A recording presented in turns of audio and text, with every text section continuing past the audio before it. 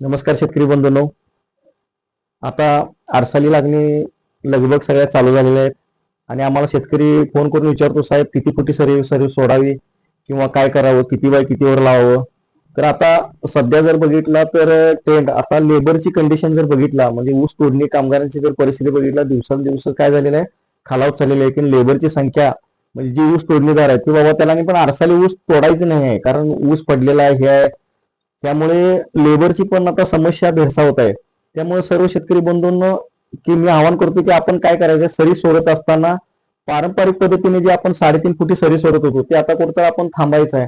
आता आपण सरी सोडत असताना 4 फुटी पासून सुरुवात करायची. 4 फुटी, 4.5 फुटी, 5 फुटी हे आपण सोडल्यानंतर आपल्याला काय होणार आहे, जर 4 फुटी किंवा 4.5 फुटी आपण सरी सोडल्यानंतर आपल्याला काय करणार, जे मशीन म्हणजे कारखान्याकडून जो मशीन आपल्याला मिळतो तो आपल्याला 4 फुटी किंवा 4.5 फुटीमध्ये एकदम आरामशीर चालते आणि कुठेतरी कांड्या वगैरे पडतात ते पडत नाही. त्यामुळे सर्व शेतकरी बंधूंनी काय करायचं आहे, 4 फुटीपासून 4.5 म्हणजे बेस्ट जर मेथड म्हणला मशीन चालण्यासाठी तर म्हणला 4.5 फुटी सरी सोडणं अत्यंत आवश्यक आहे.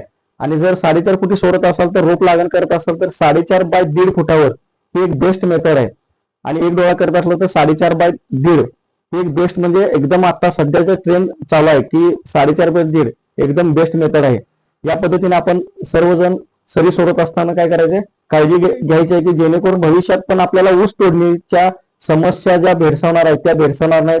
जरी आम्हाला कारखान्यावरून मशीन मिळालं तर ते मशीन पण आपलं इझिली त्या आपल्या प्लॉटमध्ये चालावं. अधिक माहितीसाठी आपण खाली नंबर दिलेला आहे, त्यासाठी आपण फोन करून अधिक माहिती घेऊ शकता. धन्यवाद.